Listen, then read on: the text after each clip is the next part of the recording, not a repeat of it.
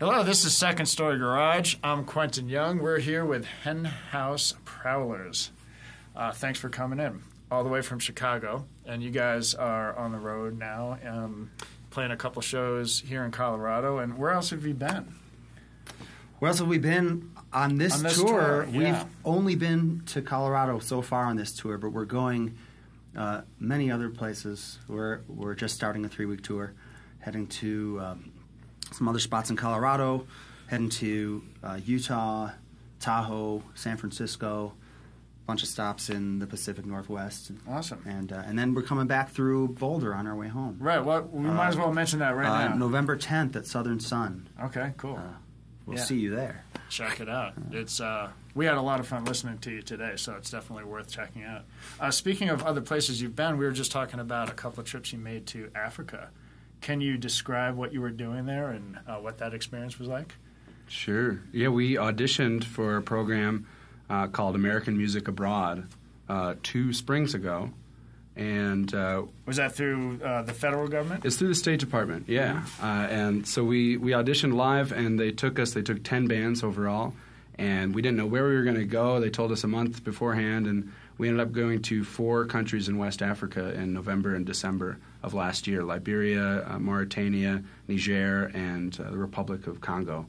And it was an amazing trip, and we got asked back by the American Embassy in Nigeria to do what's called an Arts Envoy. It was just 2 weeks. They heard about us through the first trip, and they had us for the 4th of July and did some programming around that. We got to play orphanages and schools, universities, and embassy parties and everything in between. What do they think of Bluegrass and your music in that part of the world? They hadn't really heard it before. A lot of our instruments they had never seen before. But, we'd start playing and people would, it was funny. We'd play a song and they wouldn't know what to think. And then, Dan would step up with a fiddle solo and everyone would start clapping immediately. Yeah, that was something we noticed a lot. Well, anything in particular, if they liked it, they'd go crazy right away. But it wasn't a culture of, applauding at the end of songs. Mm-mm. It wasn't, built into their audience. But when they liked it, we'd sing a harmony, and they'd go, "Oh, I like that." It feels so random sometimes. Yeah. It's what did we do? Yeah. But they liked it. And then the song would end and be banjo crickets. has African roots, though, too. Mm-hmm. Yeah, and we played in Niger, which was a country I knew so little about, and it turns out to be one of the poorest places in the world, but it also is part of that part of West Africa that birthed things like the banjo. And I played with a guy who was playing a very ancient version of the banjo, where the banjo came from. No kidding. Yeah, what did it look like? It was called an akonting, and it was a long skin-covered gourd with a neck made out of. It looked like a stick, and then it actually had a 5th string. What's on the banjo? A 5th string. It was actually a 3rd string on that instrument, halfway down the neck. Huh. So there were 2 strings that ran the whole length of the neck, then one halfway down. Did he let you try it? I didn't actually play it. He was playing. We didn't speak the same language, so I walked up to him and I was like, "Hey!"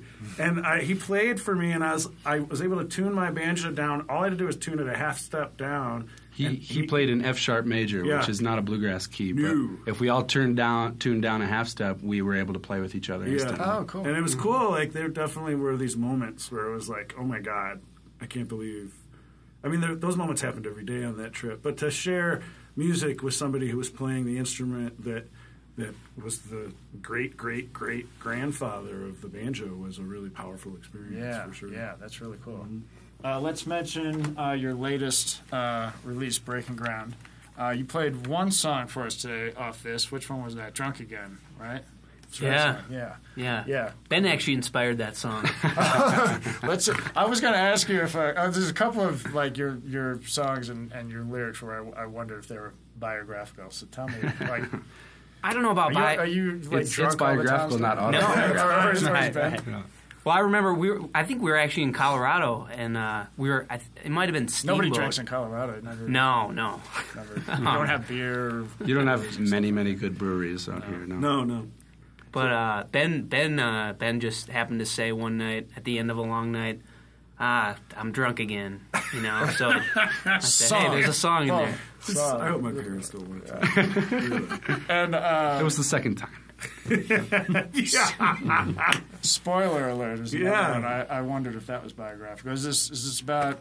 It was about a friend of mine that I was trying to smack across the face a little bit and say, "Look, dude, You know the ending. This is going to happen again, you know, like just like last time." But yeah, that tune and the tune Jon sang are tunes we've never recorded on any. First time right here, huh? Yeah, for real.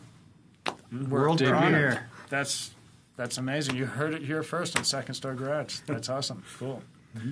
We really enjoyed listening to you. You guys sounded great, so thanks for coming in. Thanks for having us. And, keep in touch next time you're around. Right on.